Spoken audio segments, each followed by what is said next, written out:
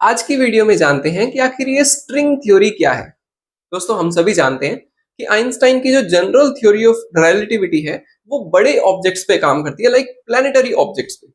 उसके बाद जो क्वांटम थ्योरी है वो माइक्रोस्कोपिक लेवल पे काम करती है, लेकिन साइंटिस्ट को कोई ऐसी थ्योरी चाहिए जो इन दोनों पे एक साथ लागू हो सके। तो वहीं पे पिक्चर में आती है स्ट्रिंग थ्योरी। अब स्ट्रिंग थ्योरी को आप एक एग्जाम्पल के जरिए समझ सकते हैं। मान लो कि आप इस ऑब्जेक्ट पे जूम इन करते हो, तो आपको सबसे पहले क्या नजर आएगा? सबसे पहले हमें नजर आएंगे मॉलिक्यूल्स, उसके बाद एटम्स। अगर एटम्स को जूम इन किया तो हमें नजर आएगा न्यूक्लियस, और अगर न्यूक्लियस को जूम इन किया तो हमें नजर आएंगे प्रोटॉन और न्यूट्रॉन, और अगर हम न्यूट्रॉन पे जूम इन करेंगे तो हमें नजर आएंगे क्वार्क्स। अब अगर आप क्वार्क्स पे भी जूम इन करोगे तो वैसे तो आपको कुछ नजर नहीं आएगा, लेकिन एक स्ट्रिंग ऑफ एनर्जी नजर आएगी। आप इसको एक रबर बैंड के एग्जांपल से समझ सकते हो। मान लो कि ये वो स्ट्रिंग ऑफ एनर्जी है जो आपको वहां पे नजर आ रही है।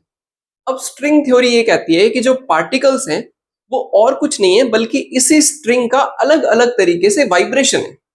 मान लो कि ये स्ट्रिंग इस तरीके से अगर वाइब्रेट कर रही है तो वो एक प्रोटॉन हो जाएगा, और अगर यही स्ट्रिंग ऑफ एनर्जी इस तरीके से वाइब्रेट कर रही है तो ये एक न्यूट्रिनो हो जाएगा, और अगर वही स्ट्रिंग ऑफ एनर्जी इस तरीके से वाइब्रेट कर रही है तो ये एक क्वार्क हो जाएंगे।